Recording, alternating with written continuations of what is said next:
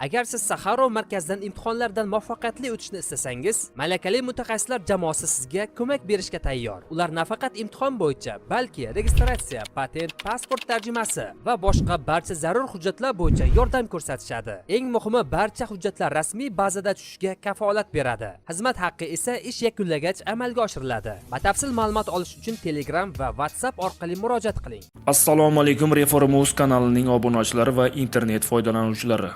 Biz boshladik. Xitoy Rossiyaga Oreshnik raketalarini ishlab chiqarishda yordam bermoqda. Telegraf nashriga ko'ra, Pekin Moskvaga gipertovushli ballistik raketalarini ishlab chiqarish uchun zarur bo'lgan stanok va uskunalarni yetkazib bermoqda. Bunday uskunalarsiz Oreshnik kabi raketalarini chiqarish imkonsiz edi. Asosan gap Xitoyda ishlab chiqarilgan kompyuterli boshqaruvli stanoklar haqida ketmoqda. Ular Votkinsk zavodida aniqlangan. Bu zavodda Oreshnik, Iskander M va qit'alararo ballistik raketalar ishlab chiqariladi.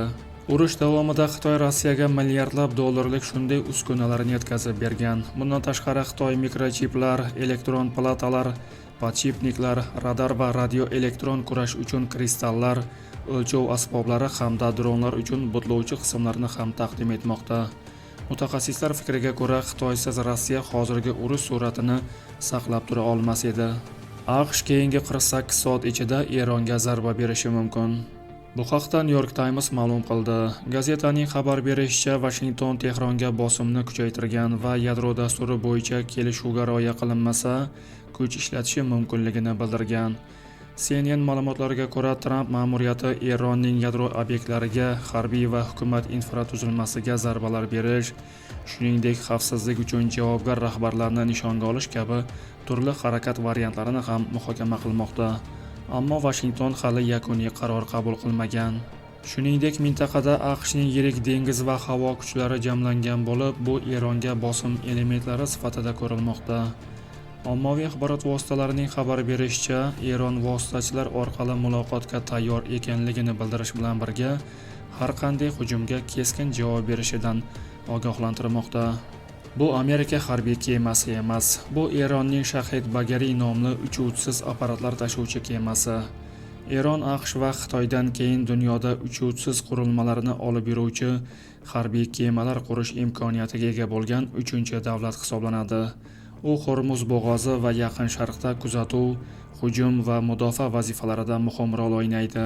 Eron Islom Respublikasi Tashqi ishlar vaziri o'rinbosari Kozim G'aribobodiyning aytishicha, Eron AQSh va Isroil bilan bo'lgan nizoning 3-chi bosqichiga kirmoqda. Hozircha jami 3 ta bosqich mavjud.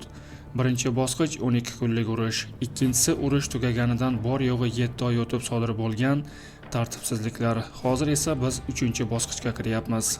G'aribobodiyning so'zlariga ko'ra, hozir Eron atrofida ro'y berayotgan barcha voqealar nizoning navbatdagi bosqichi boshlanganidan dalolat beradi. Ha, ular taktikani o'zgartirishdi. Lekin bitta narsani ayta olaman. Bu bosqichda ham ular avvalgi 2 bosqichda bo'lgani kabi mag'lubiyatga uchraydilar. Eronlik diplomatning ta'kidlashicha, Tehron hech qachon urushni istamagan va hozir ham istamaydi.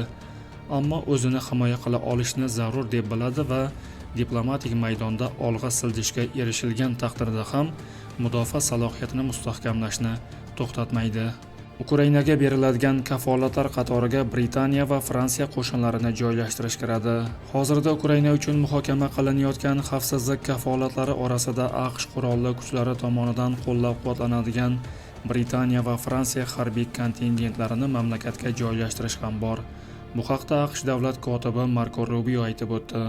U NATOning harbiy imkoniyatlari va alohida ittifoqchilarning ishtirokini jiddiy qayta ko'rib chiqish kerakligini ta'kidladi. Xavfsizlik kafolatlari haqida ko'p gap so'zlar bor va Ukraina misolida bu masala bo'yicha umumiy kelishuv mavjud. Ammo bu xavfsizlik kafolatlari asosan Yevropa qo'shinlarining kichik kontingentini, asosan Fransiya va Britaniya qo'shinlarini, keyin esa AQShning qo'llab-quvvatlashini joylashtirishni o'z ichiga oladi, dedi Rubio.